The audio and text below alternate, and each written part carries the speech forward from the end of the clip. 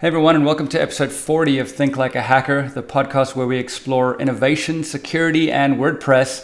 If you have any comments, ideas, or story ideas, please send them our way. You can contact us at press@wordfence.com, and they'll go right into our inboxes, so we'd very much appreciate that.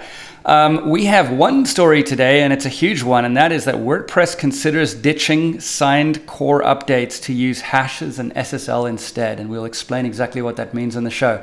Get ready for a good one.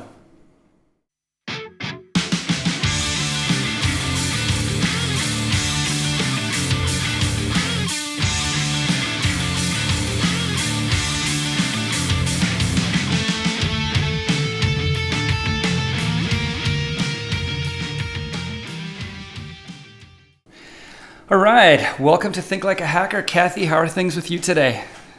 Doing very well. Awesome. How are you? I'm good. I am actually heading out on the road today. We're heading to Colorado, and we'll be away for a little while. So leaving Seattle before the big dark descends, although a little bit too early because the weather's still really nice out here. But anyway, moving swiftly on. So this the story about the core team considering ditching signed core updates is kind of interesting, huh? Yeah, it's definitely interesting, and it's something that we've talked about a few times on Think Like a Hacker. In WordPress 5.2, they included some updates that will are preparing us for signing core updates. This historically goes back to November 2016 when Wordfence's own Matt Berry published research demonstrating about how 26% of the web could be hacked in one fell swoop. And that 26% of the web at that time was WordPress core, and now it's 34%. So Matt showed how there's a vulnerability in the WordPress core infrastructure that would have allowed an attacker to compromise WordPress.org servers. He privately disclosed this vulnerability to the WordPress security team, and they fixed it right away. And we published our research, which we will link to in the show notes. And some security researchers that are some friends of ours read Matt's research and started campaigning to add core update signing to WordPress core. Mark, you've talked to Scott Arzuski, and you have a pretty good understanding, I think, of how core update signing works. Can you explain it a little? Yeah. So again, one of the guys that really kind of highlighted Matt's research there is Scott Arzuski, and Scott did a fair amount of work in the space as well. He's a big fan of crypto and definitely an implementer as well. And I chat with Scott from time to time. So core update signing is kind of interesting. So signing software updates works as follows. You generate a public and private key pair, and the private key stays with the developer, and the public key is distributed with the software that's going to be updated or that's going to be receiving updates. And when the developer puts out a new release, what they do is they use their private key to sign the release, and the release is then distributed with that signature, and the production version that's running, that's now receiving this update, takes the public key that it has embedded and looks at the release and verifies the signature and verifies that it is in fact the developer of that product that put that release out. And so what this prevents is someone else from, let's say, compromising that developer's account on a system and putting out a release which contains malicious code to all of those customers, because that hacker won't have that private key. The idea here is that the developer keeps that key offline. It doesn't stay on the system that actually hosts the software, because then, of course, if the system's compromised, the hacker has access to the private key as well, and that's no good. And so that really helps improve security. And the reason this relates to Matt Berry's research, where he showed that there was a vulnerability in the WordPress.org infrastructure, and Kathy, I'm coining a phrase here, the Berry Doomsday Scenario, which is named after Matt Berry. But yeah. The reason this relates to that is because if a developer compromises the WordPress.org infrastructure, they can put out a core release to Back then it was 26% of the web. In 2016, it's now 34% of the web that would receive a malicious update. And if you're a hacker and you manage to compromise 34% of the web in one fell swoop, that's a win for the bad guys anyway. The Barry Doomsday scenario is not a good one.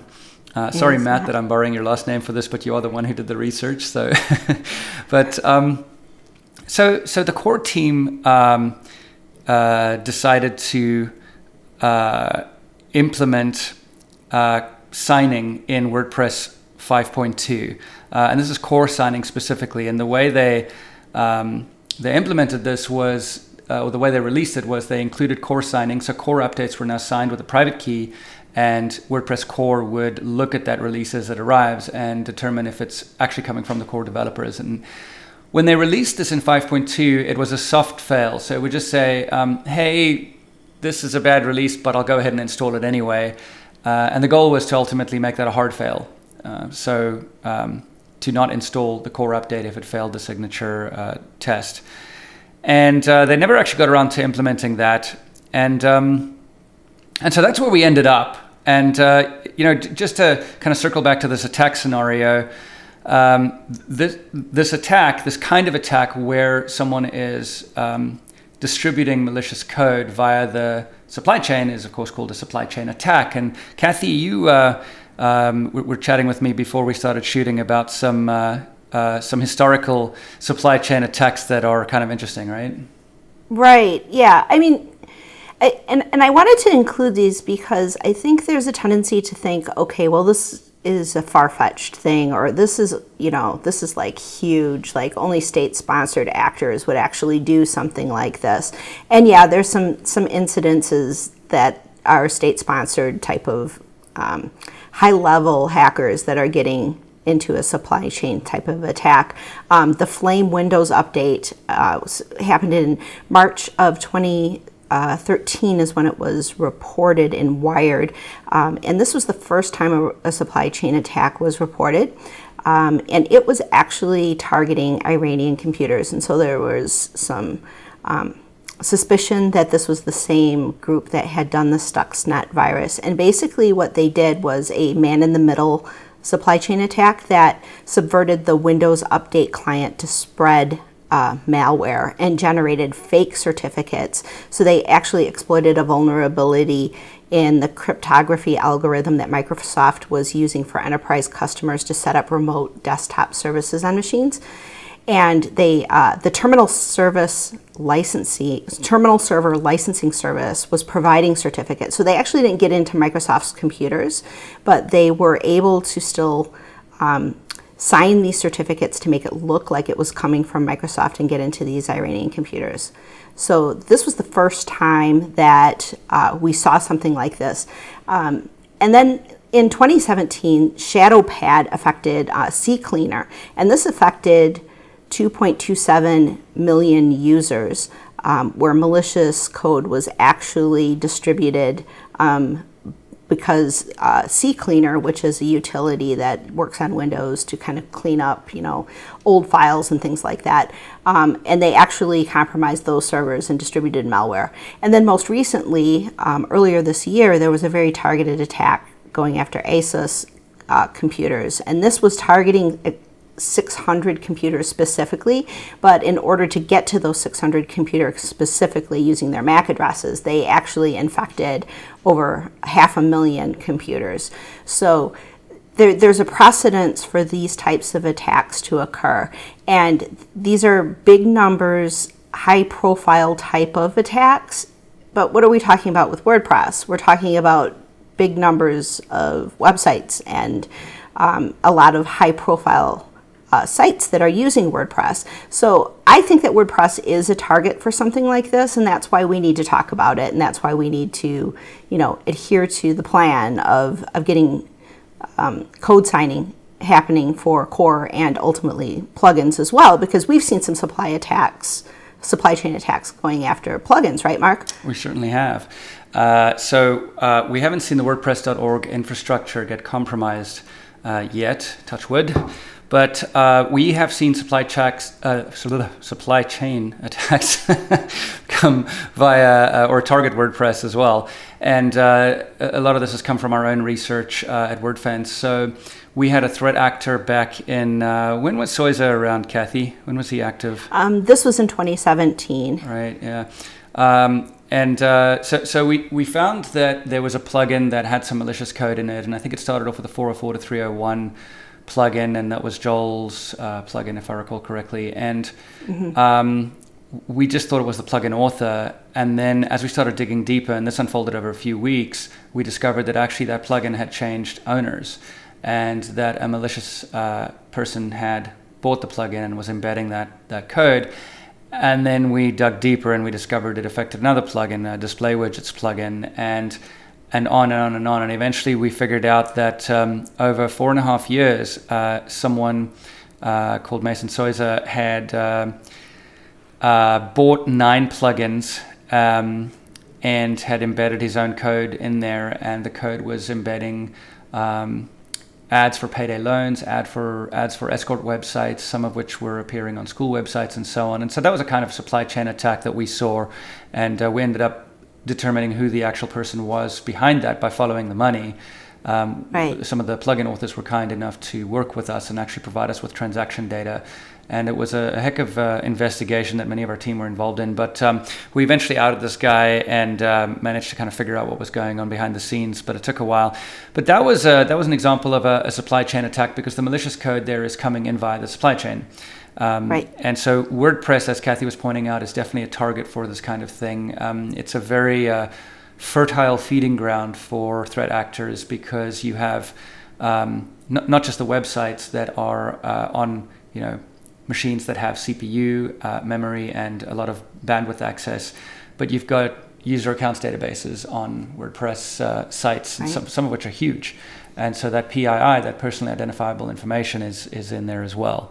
And so it's definitely a target. But so moving back to this story, in the last few days, there's been a spirited debate on the core bug tracking system about rolling back signed core releases. And the rationale behind the rollback is that to fully implement signing and include signing in plugin releases, much more work is required, and that the level of complexity is high. They're also arguing that rolling it back doesn't matter, because the signing system right now is still in test mode. It's a soft fail. So even if WordPress core is compromised right now, it actually will still install. They haven't actually gone live yet. One of the blog posts in support of the rollback says, and I quote, "It appears that the sensible short-term solution is to shelve signatures for the moment and instead use checksum hashes delivered over HTTPS. By strictly enforcing SSL certificate checks, we can offer package integrity checks that are more secure than the status quo and take advantage of SSL certificate infrastructure for authentication." The trouble with this is that it conflates signing or signed updates with SSL and hashes. SSL and hashes can't provide the security that signed updates provide. And SSL and hashes don't secure WordPress against the Barry Doomsday scenario, using that phrase again. SSL merely secures the connection between the WordPress site and the .org servers that it's connecting to. If the infrastructure is hacked, the attacker can still release their own malicious version of WordPress to the world, and core will happily update to it. Hashes, and I'm assuming that I'm understanding the implementation that they're using here, but I don't see any other implementation that they could use. Hashes really, presumably what they do is they'd have a hash of the latest release on the .org website, and you would download the release, and you'd also download a hash, and you'd verify the integrity of the release with that hash. And it really just lets you know that nothing broke in transit. There's nothing there that proves that an attacker didn't do anything bad. Because what an attacker would do is they'd hack into the .org infrastructure. They would set up their own malicious code as a core release, and then they would just generate a hash for that and put it on the same server that's going to release the core update. And so hashes don't really do much. It's, I'm not trying to be sarcastic when I say this. I have a lot of respect for the core team and the folks that donate their time and work incredibly hard on core. But, hashes, I've always thought of them a little bit as security theater. They give you a feeling of security. You'll see this, I think even on Ubuntu's website, you'll see a hash along with the release. And I've always sort of thought, well, what's the point? Am I worried about data being corrupted while being transferred over the network? Because if that's the case, the hash is useful. But how often do you see a download being corrupted because of something that happened on the network? It's not super useful, and it does make you feel like there's something secure happening there, but it isn't really that secure. So I've come up with an analogy here, Kathy, and this might be really cheesy, but and I tweeted about this a couple of days ago when I kind of joined the conversation briefly, but the suggestion that hashes and core updates would in any way replace signed updates or make up for their loss is similar to the following scenario. Someone calls 911 saying that they're being attacked in their own home. A police officer arrives at the door. The attacker answers and tells the cop everything is just fine, and the cop leaves. And the scenario is similar because the attacker has compromised the .org infrastructure. They're in the home. They're telling you everything is fine by generating a fresh hash for the malicious release.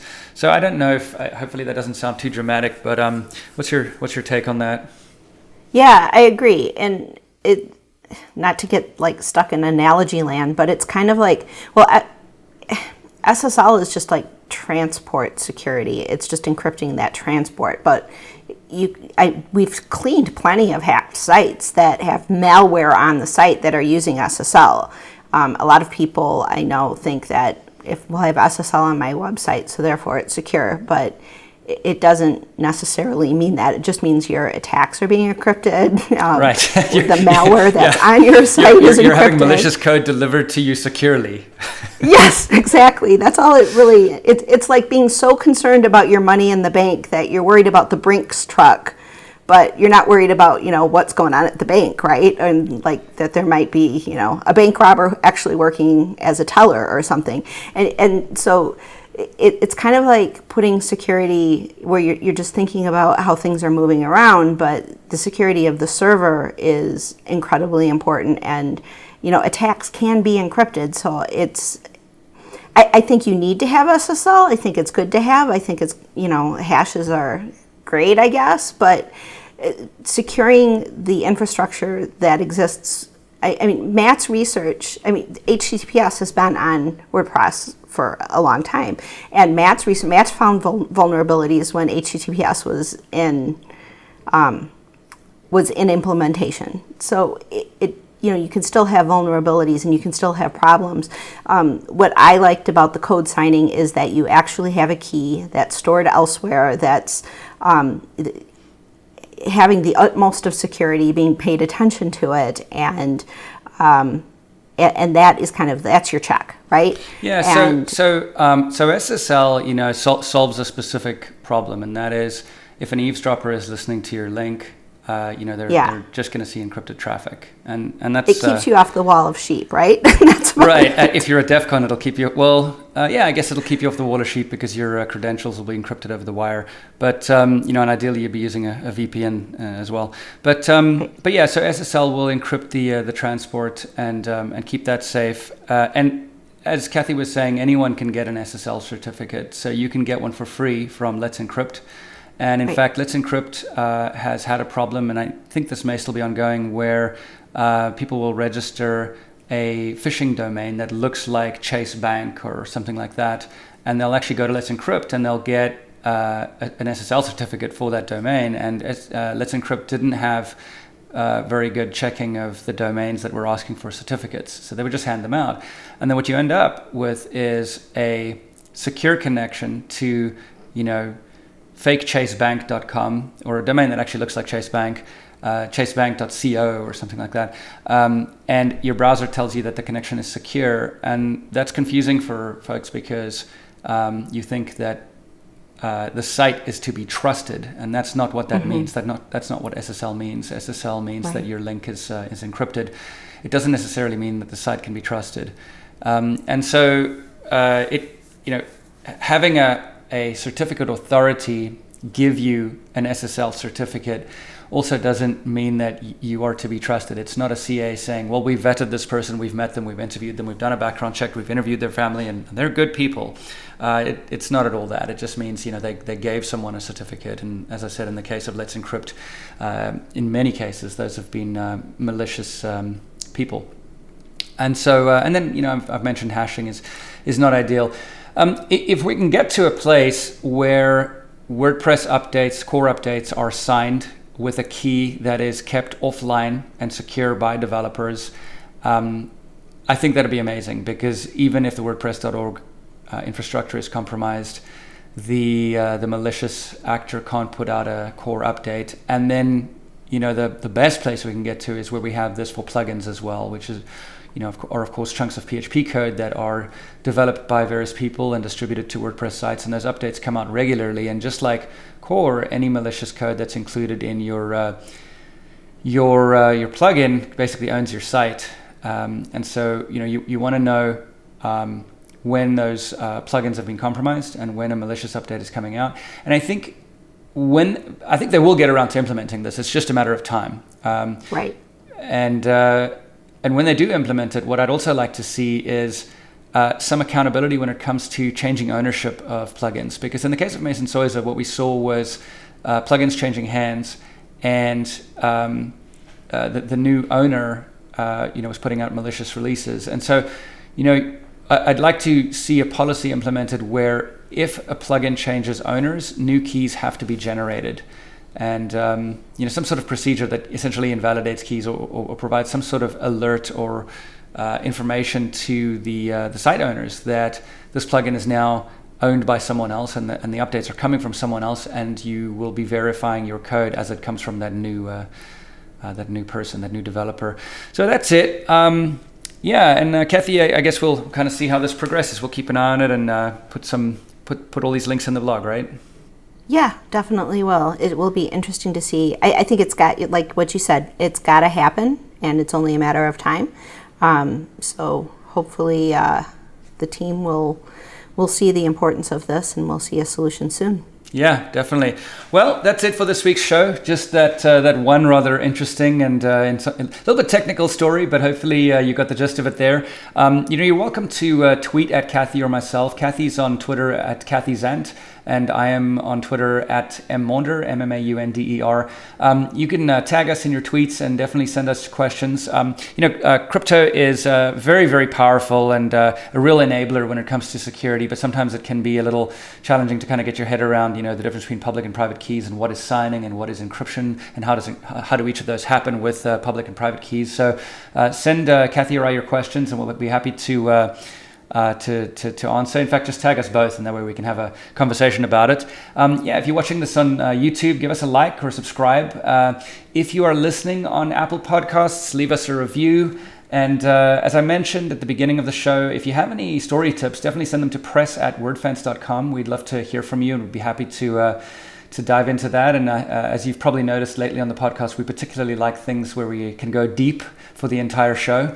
Those are always a lot more fun. So I think we'll probably be doing that a little bit more, right, Kathy? Yeah, that's fun. Yeah, for sure. All right. Well, have a great week, everyone. Bye.